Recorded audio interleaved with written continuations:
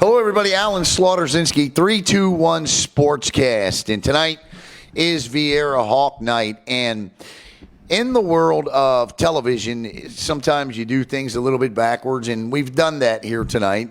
We're going to start off with the head football coach of the Viera Hawks, Derek Smith, and then you'll see the rest of the student-athlete interviews. But we've already shot the interview. So, Coach, I have to ask you, first of all, welcome back to the 321 Sportscast studios. Coach, I have to ask you, if you're seeing your guys sit up here, you got a pretty smart group of guys, great personalities. Tell me about them. Absolutely. They do a great job. First of all, it's not just tonight that's Viera Hawk Night. Every night's Viera Hawk Night. I just want everybody to know that. So, and the reason why it's Viera Hawk Night every night is because we got guys like this. They're entertaining. They know how to speak on camera. They're educated. It's just this good time. And it's like that at practice. It's like that in the classroom. Being around these guys, they keep you youthful. They keep you smart. They also keep you on your toes, because you saw some of those answers were pretty smart. Yes, they were. You know, they got a little funny bone on themselves too. You know, Coach, yesterday was a 7-on-7. You guys got down to the finals against the Cocoa Tigers. You know, as I said yesterday in the reports I did, coaches take away from those footwork, timing, skills. Players want to win them. But how funny it is that it comes down between two of the best teams in the county, like it is year in and year out, you and Cocoa, and that's your week one matchup. It's just a great rivalry. Yeah, absolutely. I think, ourselves, Cocoa, and Rockledge have proven to the county that we're the three premier teams of the county. All three of us do a great job playing against each other. We make the games entertaining. Yep. Defensively, offensively. If you even watch, I think you should mic us up as coaches sometimes and maybe put a camera on the sideline. Because even the coaches, we keep it entertaining too. And they're fun weeks. Both games are fun games. The Cocoa game every year is going to be a fun game. We had a double overtime game against them 2 years ago. Last year, it was the offensive fireworks game. But definitely love playing those football games. What is it you like best about being a head coach? Well, being a head coach, what probably the funnest part is having your ladle in both pots kind of deal. You get a little bit know what's going on with the offense, what's going on with the defense, and you kind of have obviously influence over both sides of the football. Right. When you're just a coordinator or position coach, kind of your sphere of influence is only on that one side of the football. So that's probably the funnest part about it. When you're a defensive guy, you're a defensive coordinator, had great deal of success at Bayside. You come to Viera and you get a talent like Bryce Norton. That's got to excite even a defensive guy like you. Oh, absolutely. It excites a defensive guy to know that you got guys like that can make things happen. But it's not really exciting at practice, though. But it does make you a better coach. When you practice against a great offense, we have a very good offensive line. We have a lot of skilled players, and then a quarterback that just makes things happen. It makes you be creative as a defensive coordinator, one. It makes you concentrate on the individual positions on your team. One of the reasons why, everybody talks about our defensive line. Right. But the reason why our defensive line is very good is because we have a very good offensive line. So our defensive line has to be very technique sound every day in practice in order to achieve the goal of getting after a Bryce Norton in practice. The thing I love about you is how detail-oriented you are in terms of, we broadcast semi-pro football together, and people fell in love with the broadcast because of the way that you were able to describe the game to them. Being a communicator in football is so important. How important is it at the high school level? Well, to me, one, I learned from a great college coach. Jim Garrison, who has since passed away, was the first coach that I played for. Obviously, I played for him in college, and then I also coached with him. Him being a college Hall of Fame coach, he taught us that he basically said you need to treat your profession the same way you did algebra. I know you all guys didn't walk into the classroom and understood algebra from day one. Right. You had to study it. You had to do your homework on it. You had to continually practice every day to be successful in algebra.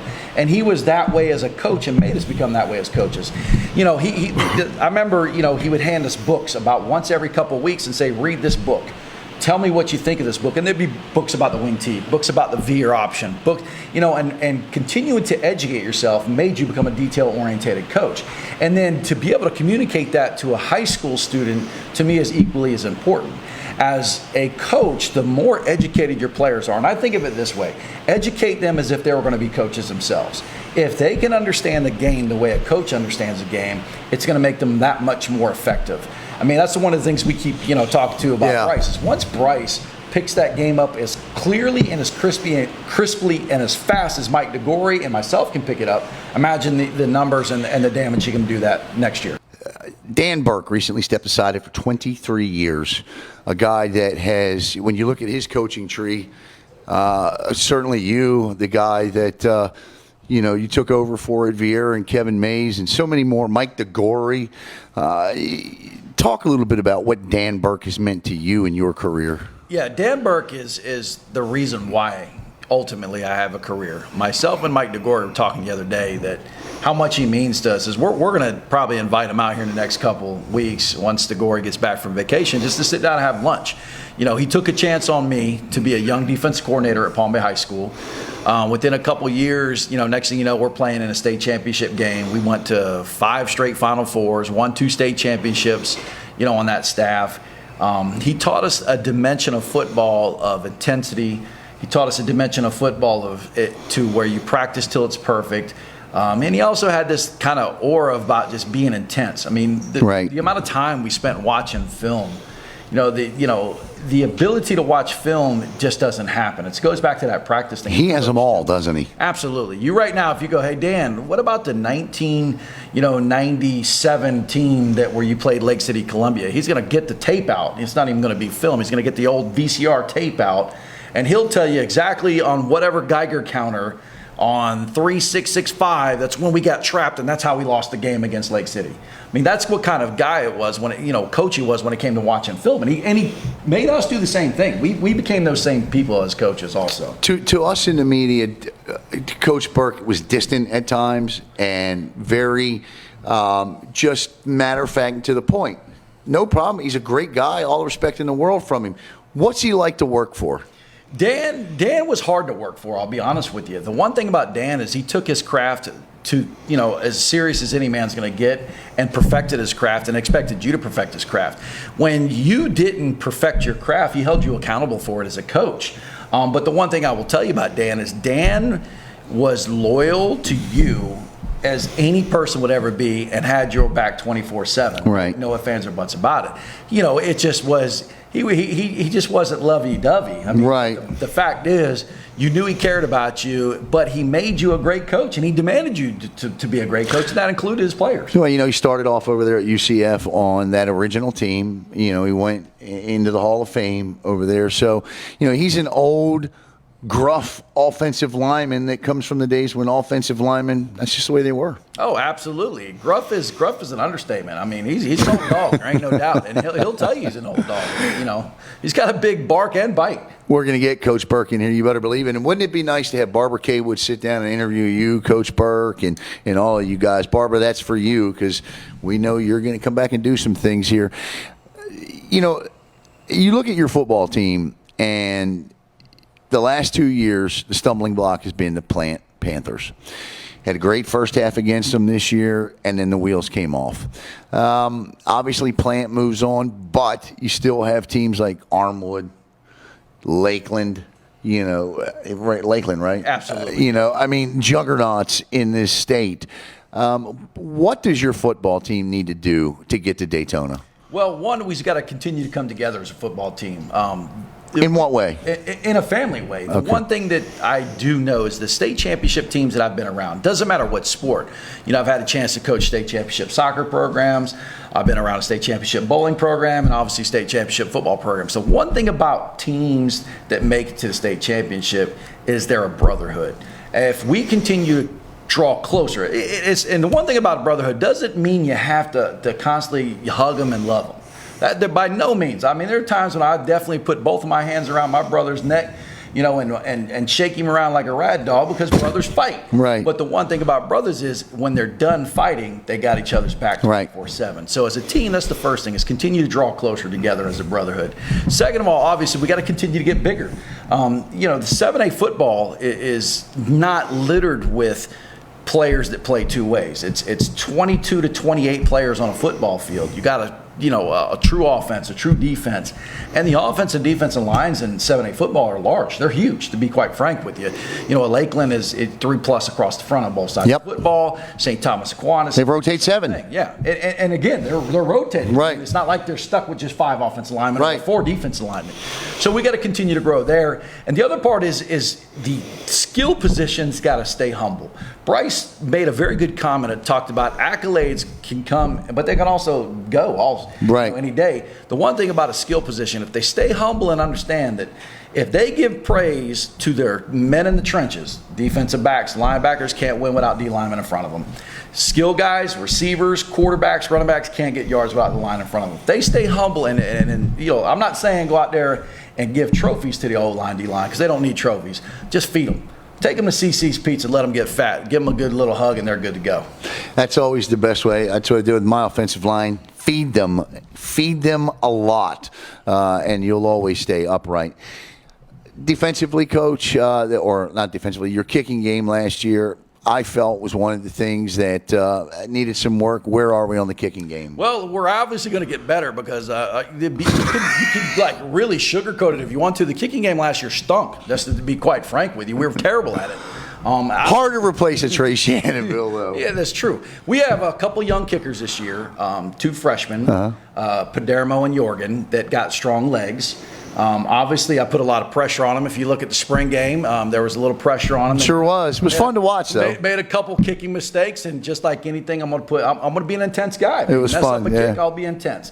But we also got a consistent field goal kicker, extra point kicker in Decker. I think this year's kicking game is going to be much improved. And it is important, Coach. I mean, people don't realize the importance of having and nailing extra points every time. Well, it's beyond important. If we would have hit we missed a field goal and missed an extra point in the South Carolina game when we played Dorchester. We make that field goal, hit that extra point, game over, we won the football game. No debate. Same situation occurred in Rockledge. We missed a field goal attempt in Rockledge, and it came down to the last play of the game. Again, we wouldn't have had to do that if we would have made the field goal attempts that we had in the Rockledge game. So obviously it's important. The other part that we strictly kind of look at the kicking part of it where it comes to field goals, but having a consistent kickoff where you're putting the ball at least close to the end zone, if not the end zone, allows the defense to play in the other territory rather than get the ball in the 50 end. And then having a great punt game. The one thing is, even though we have an electrifying offense, we're going to have to punt the ball 3 or 4 times a game. And if we're getting 15-yard punts that are shanked off the right or left side and they're inconsistent, then it puts our defense under pressure. I keep telling our offense and I tell our special teams, let our defense get a little bit of rest. They literally can hold teams to next to nothing. Make those guys stay on the field all day. Them hogs up front get tired now. They start getting pushed around. Bill Belichick likes to tell, when he talks, a story about what he learned when he lost to the Philadelphia Eagles in the Super Bowl. What did you learn personally about your coaching staff, and your football team last year when you started 0-3 and were trailing at halftime to Merritt Island that you used for the rest of last season and that you're going to make sure you use this year? Well, one of the things that we talked about as a coaching staff was we had to remain patient and calm. I know, players, all sitting around right there go, Coach Smith, remain calm. Oh, my God, intense guys around. But there's my intensity versus coaching. The one thing is that I think that we do a good job as a staff is defensively we pull our guys over after every series. We try to have a conversation. The conversation can sometimes be calm. It can sometimes be tense. We try to make sure that we're educating our players series by series. And that includes week by week. I mean, there are a lot of programs out there. This is the offense we run, and this is what we do on defense, and they don't change it. Right. We do a lot of preparation week by week, and we try to educate our kids to trust the process, keep trusting us, because again, and this is famous Dan Burke, phraseology here. All the games you play are practice for the district games and the playoff games. He goes, who gives a, and I would bleep that out if you go, 0-3 on those first three games, or you go 3-0, lose the district and lose in the playoff, ain't nobody's going to remember what you did. That's right. I mean, bottom line is we beat Cocoa this year, but most people remember the fact that Cocoa made it to the state championship. Taking one on the chin in Allen, Texas a couple of years ago was a lot different than the year before when that football team went 9-0. Went undefeated and got wiped off the planet against Port Charlotte or wherever it was in the first 46-48 nothing. Viera gets beat. That schedule changes the next year to a more Dan Burke-esque like schedule Coach Mays did and you guys. And bam, you lose 4 of the first 6 or 7 games, I think, or somewhere along that line. But guess where you are in December? You're playing St. Thomas in the state title game. Absolutely. I mean, and that was the purpose. I mean, losing the first round of the playoff game that year, we went 9-0. Everybody was like, "Oh, Viera went 9-0," and everybody's celebrating. But as a coaching staff, did you know you hadn't seen anybody? I watched the film in the playoff game. We weren't going to tell the kids, but we knew we were going to get our butts whipped. Right. I mean, the one thing that we kept saying is we're not prepared to play this game. Right. I mean, we can coach them all we want, but iron has to be forged in fire. Love it. And if you don't forge iron in fire, then iron's brittle, it'll break. That year didn't forge anything in fire. We just went through the motions and we're 9-0 because of it, and we were 9-0 because we played weak football teams. So then we get in the playoffs and we were brittle and we broke. The following seasons we were forged in fire. So then we get to the playoffs and we start going deep in the playoffs. That's the first philosophy I brought to Bayside. I mean, Bayside that first year we made it to playoffs. We got hammered first game of the season, but it was a schedule I inherited. The next year, I went out and scheduled 3 state champions right. on that schedule, and we ended up going to the Elite 8 that year right. because we were forged in fire, and then continued to keep that same pattern at Bayside, while I was a coach there. So that philosophy was set at Palm Bay High. It carried to Bayside, and it carried to Viera, and it's going to continue to carry. We're going to continue to play great teams. We're going to travel on the road next year and play one of the best teams in the state of California, the following season, because that's just what we're going to do. And we're going to forge ourselves in fire. These men are going to be hard, and what's going to make them great is not just about football. When these guys become fathers, because life ain't easy, man. We watch the news every day. Every day there's something on the news where it's forged in fire. Hard. And when these guys are fathers and their issues are laid out in front of them, they're forged and fired, and they're going to go through it like it's nothing. And they're going to teach their sons and their daughters how to be great. That's a great explanation. You look on the screen there, talking about forged in fire, Coach. Your schedule is up on the screen, and right out of the gates, the Cocoa Tigers. Last year, you get your first ever win over them, and how satisfying that had to be. And, my partner wants me to stir the pot a little bit, so I'll stir it. You get your first ever win over them last year. This coming on, look, you and Coach Snyder kind of went through it together a little bit last year. He was a new coach. You were a new coach, both taking over for legend, so to speak. Mays, although just a couple of years, can't really call him a legend, but he moved on and won at Viera. John Wilkinson was a legend at Cocoa. You beat him. You made life miserable for him.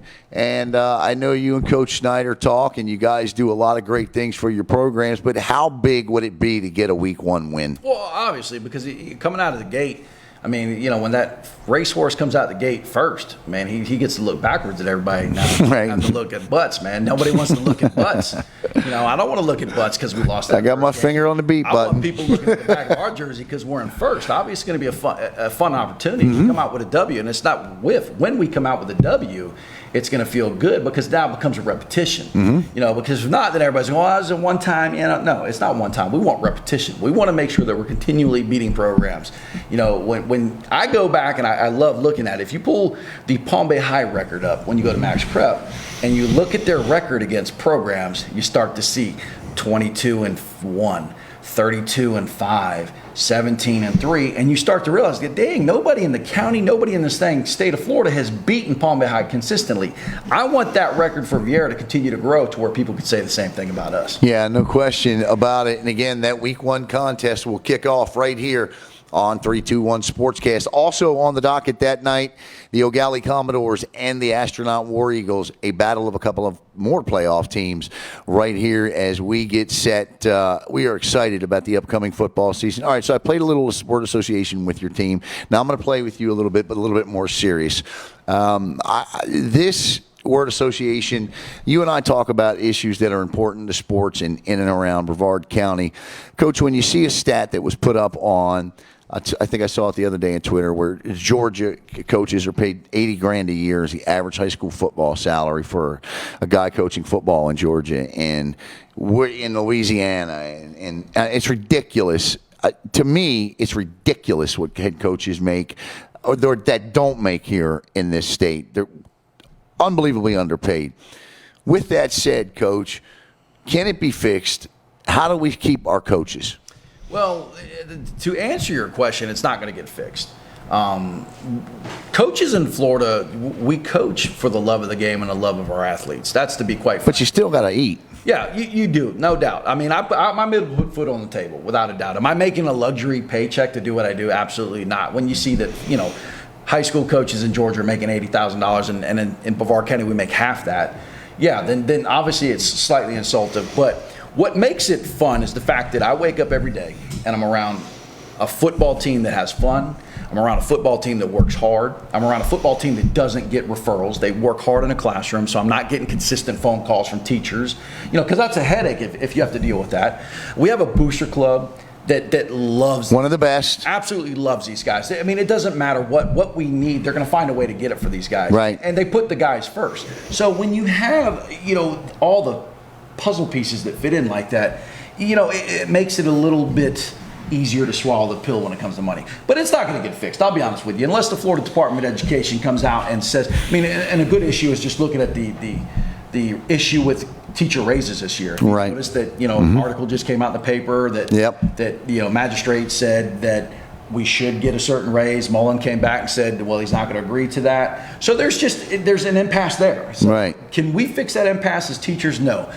As teachers and coaches, all we can do is just show up to work.